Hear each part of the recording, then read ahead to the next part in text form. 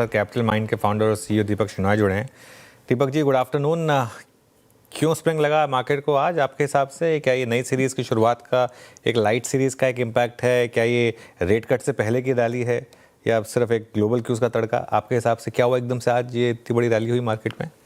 Good question अनुज जी। मैं जानता तो नहीं हूँ आंसर, लेकिन थोड़ा सा आई थिंक मार्केट काफी नीचे रहा है काफी टाइम से, और जो रिजल्ट्स आए हुए हैं या फिर आपने अगर इकोनॉमिक डेटा भी अगर देखा हुआ है तो उस तरह से पॉजिटिव ही लग रहा है। और आरबीआई के जो रिसेंट कमेंट्स थे जहाँ पे उन्होंने कहा कि एटलीस्ट कमिटी के लिए जो जब मीटिंग आएगी, जब पहले वीक ऑफ दिसंबर में जो मीटिंग आएगी, डेटा यही कह रहा है कि रेट कट के लिए कंडीशंस अच्छे हैं। तो आई थिंक इनका कॉम्बिनेशन ही होगा, और कुछ रिसेंटली जो यूएस मार्केट्स में थोड़ी सी रिकवरी आई है उसकी भी कोई ये मतलब डाउनस्ट्रीम इफेक्ट होगा। लेकिन मुझे लगता है आप अगर नवंबर और दिसंबर में अगर जनरली देखें इन इंडिया में मार्केट्स जनरली ऊपर ही जाती हैं, सेंटिमेंट यूजली पॉजिटिव ही रहता है। तो इस वजह से मुझे लग रहा है कि थोड़ा सा मतलब अगर आप एक दो साल को हटा दें, मोस्ट नवंबर्स और दिसंबर्स उनकी एवरेज जो रिटर्न्स हैं वो काफी पॉजिटिव ही है। इस साल अभी इस महीने अभी तक तो सिर्फ लेस देन 1% था। आज के मूवमेंट की वजह से शायद 1% से ज्यादा होगा इस महीने। सो इन दैट कॉन्टेक्स्ट थोड़ा सा बस मीन रिवर्जन की तरह से ये मूव मुझे नजर आ रहा है। कोई स्पेसिफिक ट्रिगर तो नहीं नजर आ रहा आज के दिन में। ओके दीपक जी, गुड आफ्टरनून। श्रेया बात कर रही हूँ। लेकिन अगर इस तरीके की रैली अगर आप मान के चले कि कंटिन्यू होती है मार्केट में, और फेड की तरफ से, आरबीआई की तरफ से एक और रेट कट आता है, तो कहीं ना कहीं बाजार को पुश करेगा। और ऐसे मूड मॉल में कौन से सेक्टर्स हैं, एक आध सेक्टर जो लगता है आपको लीड करेंगे और वहाँ पर पैसे बन सकते हैं?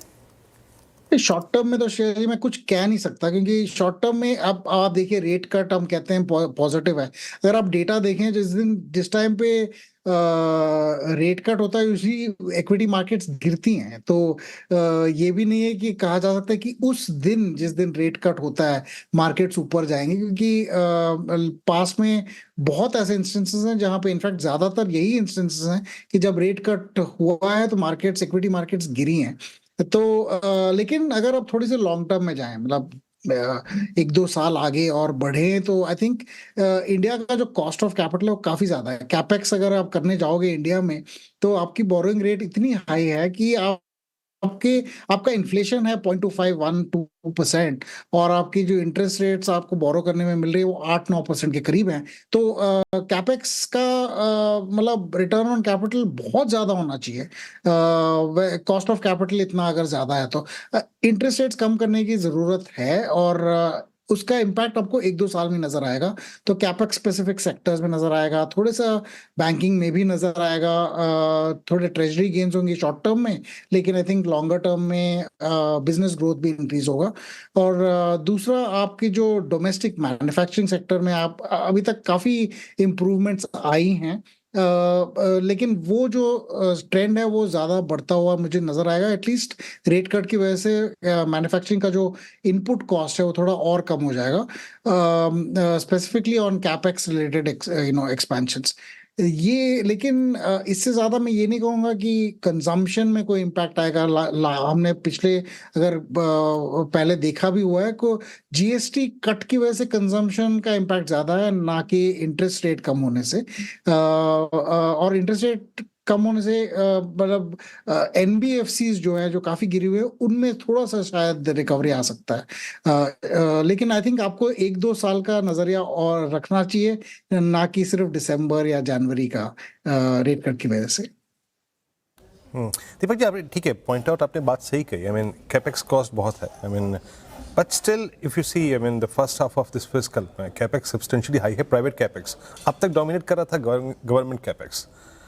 ऐसे में आप कैपिटल गुड्स पे क्या व्यू रखते हैं, जहाँ पे अर्निंग्स अच्छी थी इस बार, एग्जीक्यूशन और आउटस्टैंडिंग ऑर्डर बुक और उनके मार्जिन्स स्ट्रॉन्ग थे, इस पर व्यू क्या है आपका?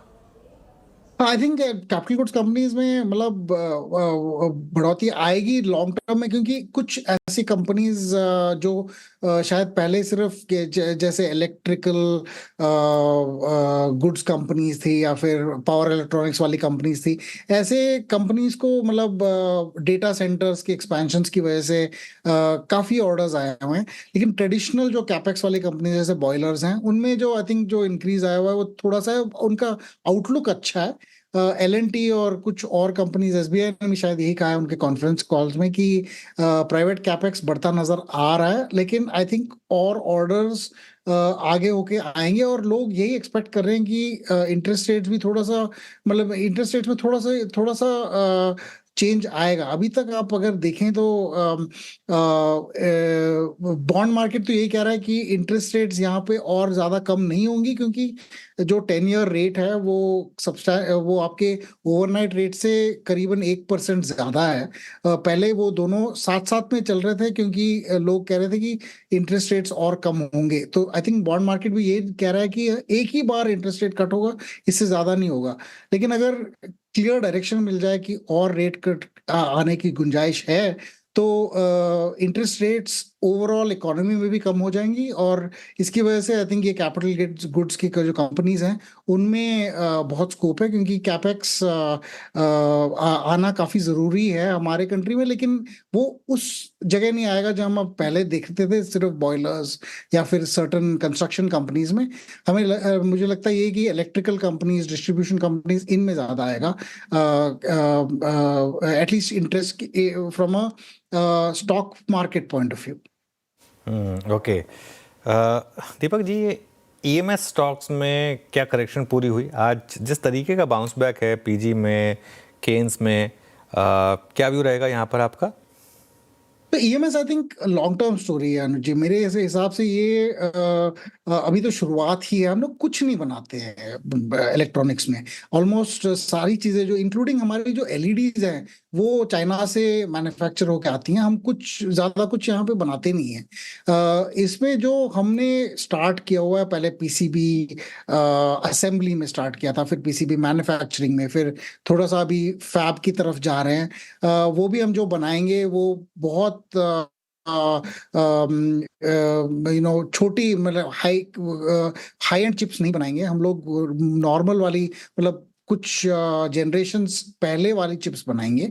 लेकिन ये जब जैसे जैसे हम इसकी जो स्किल सेट्स अक्वायर करते जाएंगे, तो आगे बढ़ के हम और भी रिसर्च और बेटर चिप्स और मोर स्पेसिफिक टू इंडिया वाली यूजेज जो चिप्स हैं, आई थिंक वो बनाना स्टार्ट करेंगे। उसमें आई थिंक बहुत ज्यादा स्कोप है यहाँ से।